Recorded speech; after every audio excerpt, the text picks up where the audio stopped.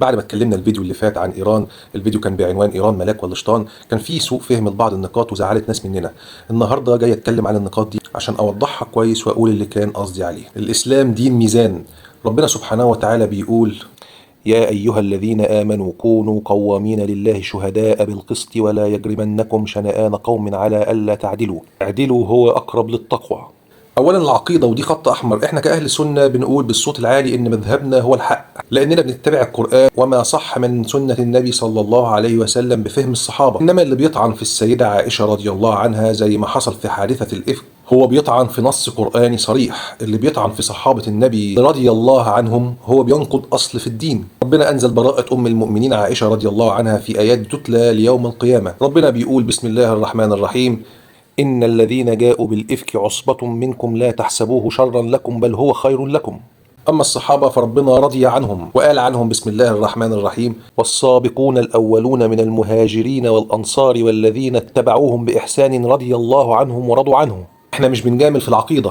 المنهج اللي بيشتم الصحابة أو يسب آل البيت هو منهج باطل ومخالف لما نزل به الوحي. دي ثوابت لا تقبل القسمة ولا وجهات النظر، ما فيهاش وجهات نظر. تاني حاجة بالنسبة لإيران، إيران مش كتلة واحدة زي ما بيصور البعض. إيران فيها تنوع كبير، فيها ملايين من إخواننا أهل السنة زي الأكراد والتركمان وغيرهم، بيعاني جزء كبير منهم من التمييز، وفي شيعة بمدارسهم المختلفة. لما بنتكلم عن إيران احنا مش بننتقد شعب كامل، احنا بننتقد الفئة اللي بتبني منهجها على الطعن في الصحابة. لكن اننا نقول ان كل ايراني هو بالضرورة عدو او كل ايراني بيشتم الصحابة ده تعميم ظالم. ربنا بيقول: بسم الله الرحمن الرحيم: ولا تزر وازرة وزر اخرى.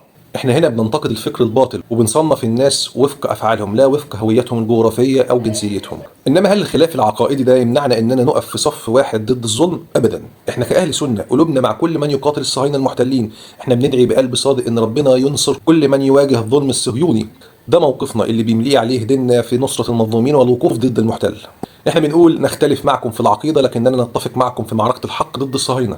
احنا مش بنخلط بين الموقف السياسي وبين الثوابت الدينيه، والمسلم الحق هو اللي بيميز بين محاربه العقيده الفاسده وبين نصره المظلوم ضد المحتل. وكفايه ان انتوا بتدفعوا من دمائكم واموالكم لمحاربه الصهاينه، وبنقول بكل وضوح: يا رب انصرهم على الظالمين، يا رب سدد رميهم واضحر الصهاينه.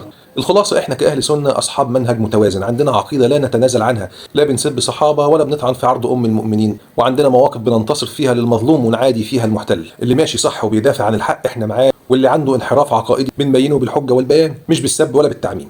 يا رب انصر الاسلام والمسلمين ووحد قلوبنا على الحق، وانصر اخواننا على من عاداهم، اللهم امين. يا ريت لو عجبك الفيديو تنشره مع اصحابك اللي شافوا الفيديو التاني، ولو عايز تشوف الفيديو اللي احنا كنا بنتكلم عليه هتلاقيه في الوصف وفي التعليقات. سلام.